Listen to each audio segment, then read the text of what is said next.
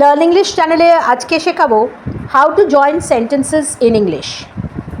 Sentences কেন join করতে লাগে এই কারণে যে আমরা যখন কথা বলি তখন অনেকগুলো সেন্টেন্স যদি একসাথে বলি বা লিখি, বেশিরভাগ লেখার ক্ষেত্রেই হয়, কেননা আমরা যদি সেন্টেন্সগুলোকে একসাথে, যেমন আমি একটা ছোট্ট উদাহরণ দিচ্ছি, ধরুন আমি বলছি যে it is going to rain,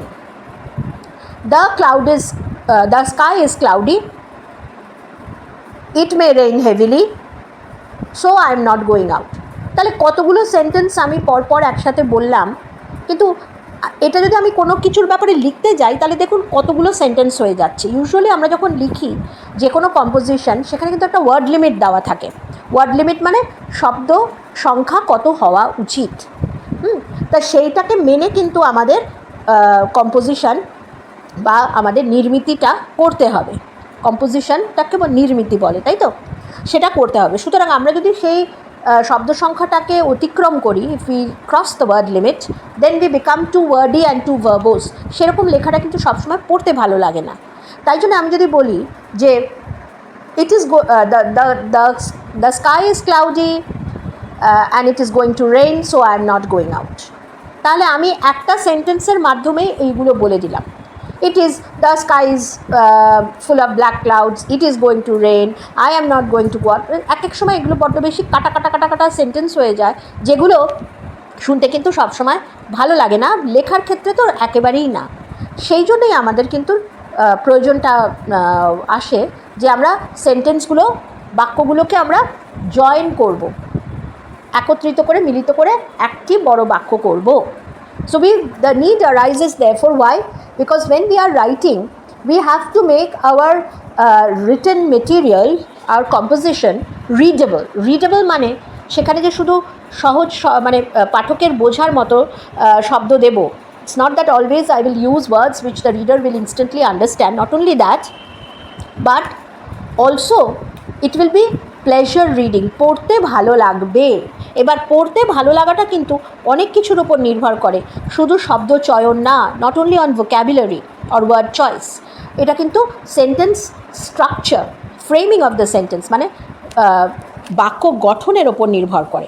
সুতরাং সেই বাক্য গঠনের একটা বিরাট দিক হচ্ছে ছোট করে বলা বা একটা ব্রেভিটি এনে কথাটাকে বলা। আননেসেসারি ইলংগেশন, আননেসেসারি মানে টু ওয়ার্ডি, এই জিনিসটা কিন্তু পড়তে ভালো লাগে না। And that is why the need arises that we should learn how to join sentences. এবার আমি যখন সেন্টেন্স জয়েন করছি তখন কিন্তু আমি কী দিয়ে জয়েন করছি, কীভাবে আমি জয়েন করতে পারি, যেটা মোস্ট কমন ওয়ে সেটা হচ্ছে জয়নিং উইথ কনজাংশনস। কনজাংশনসগুলো কি? এগুলো কতগুলো ওয়ার্ড যেগুলো আমরা সেন্টেন্স জয়নিংয়ে ইউজ করি, দুটো সেন্টেন্সে জয়েন করে দেয়। প্রথম সেন্টেন্সটা দেখুন, মানি ওয়াজ পুয়ার, শি ওয়াজ অনেস্ট।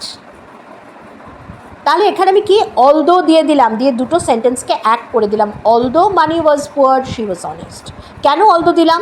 যে পুয়ার আর অনেস্ট দুটো কিন্তু কন্ট্রাডিক্টরি। যে গরিব হয় তার কিন্তু সবসময় যে অনেস্ট সে হবেই বা থাকতে পারে, সেটা কিন্তু অনেক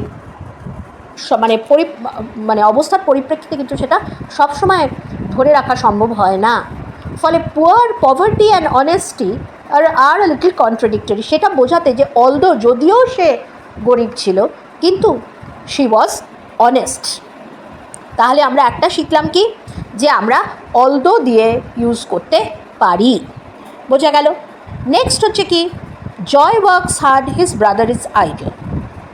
তাহলে একজন হার্ড ওয়ার্কার, আরেকজন আইডল। আইডল মানে অলস, নিষ্কর্মা। Joy works hard but his brother is idle. তাহলে দুটো কন্ট্রাডিক্টরি না, একজন হার্ড ওয়ার্কার, আরেকজন আইডল, সেটা আমরা বাট দিয়ে বলবো। তাহলে আমাদের এই কন্ট্রাডিকশনটা কিন্তু খুব ভালো করে ক্লিয়ার হয়ে যাবে। সুতরাং Joy works hard but his brother is idle. Next is, the book is not useful, it is costly. The book is neither useful nor cheap. কস্টলিটাকে আমি চিপ করে দিলাম। নর চিপ মানে নট চিপ, তাহলে not cheap, the meaning of not cheap is costly. The book is neither useful nor cheap, এটা ইউজফুলও না, চিপও না, তাহলে এটা কস্টলি। তাহলে নট ইউজফুল ইজ নাইদার ইউজফুলে চলে এলো।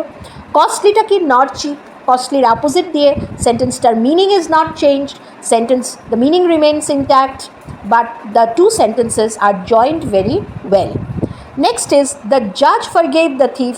He told him not to repeat the same offense. The judge forgave the thief on condition that এটা কিন্তু কমপ্লেক্স কনজাংশন, কেন দ্যাট কনজাংশন তার সাথে আমরা অন কন্ডিশন দিলাম।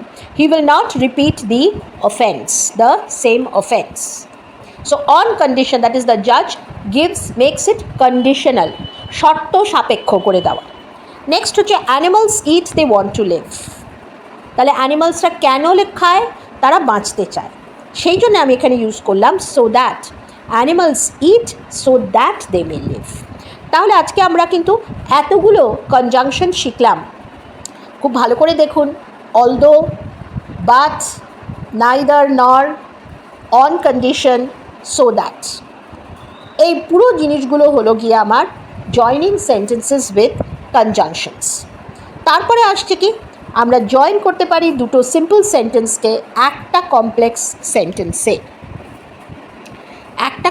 সেন্টেন্সে কিন্তু আমরা জয়েন করতে পারি। আচ্ছা, দুটো কিন্তু আমি অনেক সময় কম্পাউন্ড সেন্টেন্সও করি, কিন্তু আমি এই ক্লাসটার জন্য আমি কম্পাউন্ড সেন্টেন্স করিনি, কেননা it is better that you go in a মানে slowly. It is not possible যে একটা যারা ইংরেজিতে একটু উইক আছেন বা তাদের একটুখানি অসুবিধা হয় বুঝতে বা ইউজ করতে, তাদের কিন্তু একটু ধীরে যাওয়াই ভালো। শিখতে বসেছি মানে একসাথে সব শিখে নেব, সেভাবে কিন্তু প্রফিসিয়েন্সি আসে না, পারদর্শিতা আসে না। আচ্ছা, তাহলে দেখা যাক যে joining into single complex sentence কীভাবে করি। ফার্স্ট হচ্ছে you are honest, I am equally honest. I am as honest as you are. তাহলে অ্যাজ অনেস্ট অ্যাজ ইউ আরটা কিন্তু একটা subordinate clause, it's not a complete sentence. As honest as you are মানে it makes no complete meaning until and unless I add I অ্যাম।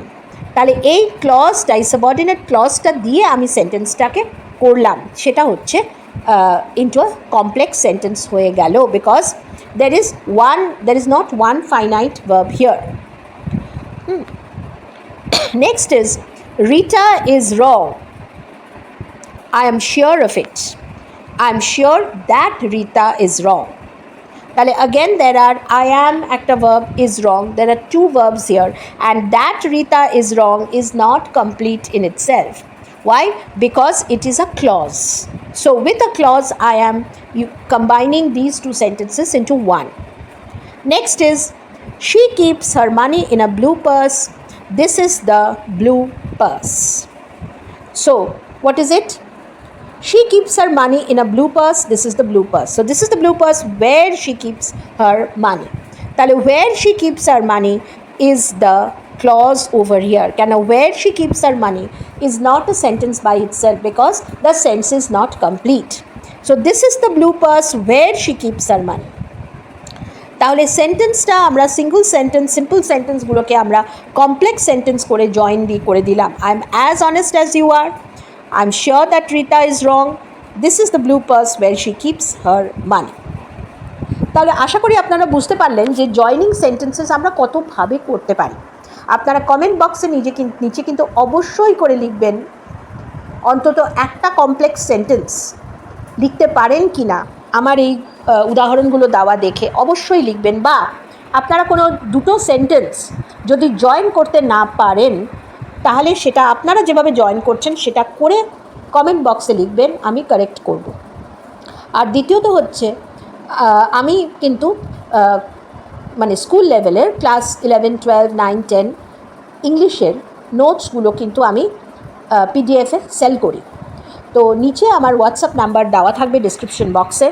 যারা যারা interested তারা কিন্তু অবশ্যই হোয়াটসঅ্যাপ করবেন, কখনোই কিন্তু ফোন করবেন না। হোয়াটসঅ্যাপ করে লিখবেন যে নোটস কিনতে চান, কোন ক্লাসের নোটস কিনতে চান, ইংরেজি গ্রামারের না ইংরেজি কম্পোজিশন না লিটারেচার, সেটা কিন্তু মেনশন করে দেবেন, তাহলে আমি যোগাযোগ করে নেব আপনাদের সাথে। 1 নম্বর এটা। আর আরেকটা হচ্ছে স্পোকেন ইংলিশের কোর্স আমি রান করি, যেটা 6 মাসের আছে, 1 বছরের আছে এবং অনেক সময় 3 মাসেরও আছে। ডিপেন্ডিং আপন দ্য ক্যান্ডিডেট, মানে যে যারা শিখতে চাইছেন। তো এগুলোও আমি অনলাইনে হয়, গুগল মিটে ক্লাস নিই, তা ইত্যাদি সমস্ত ডিটেলস, সেটার জন্যও কিন্তু হোয়াটসঅ্যাপ নাম্বার যেটা ডেসক্রিপশন বক্সে দেওয়া আছে সেইটাতে কিন্তু যোগাযোগ করবেন, কল করবেন না কাইন্ডলি, হোয়াটসঅ্যাপ করে নিজেরা কী চাইছেন, নোটস কিনতে চাইছেন কি স্পোকেন ইংলিশ কোর্স করতে চাইছেন সেটা পরিষ্কার লিখে হোয়াটসঅ্যাপ করবেন, আমি কিন্তু যোগাযোগ করে নেব।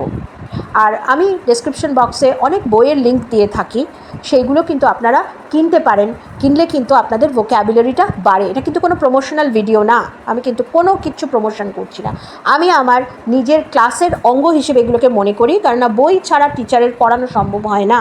সুতরাং অনলাইনে যখন পড়াচ্ছি, অফলাইনে পড়ালে তো সামনে বই খুলে পড়ানো হয়, কিন্তু অনলাইনে যখন পড়াই তখন তো বইটা সবসময় সামনে দেখানো যায় না, সেই কারণে আমি লিঙ্কগুলো দিয়ে রাখি যাতে স্টুডেন্টরা বা যারা শিক্ষার্থী তারা কিন্তু সেই বইগুলো কিনে নিজেদের ব্যবহারে ইউজ করতে পারেন। এবং কেনার পর যদি কোনো অসুবিধা হয়, কোনো পোর্শন সেই বইয়ের বুঝতে, অবশ্যই কিন্তু কমেন্টে লিখবেন, বা নিচে হোয়াটসঅ্যাপ নাম্বার যেটা ডিসক্রিপশন বক্সে দেওয়া আছে সেটাতে অবশ্যই টেক্সট করবেন, মানে মেসেজ করবেন, হোয়াটসঅ্যাপ করবেন, ফোন করবেন না।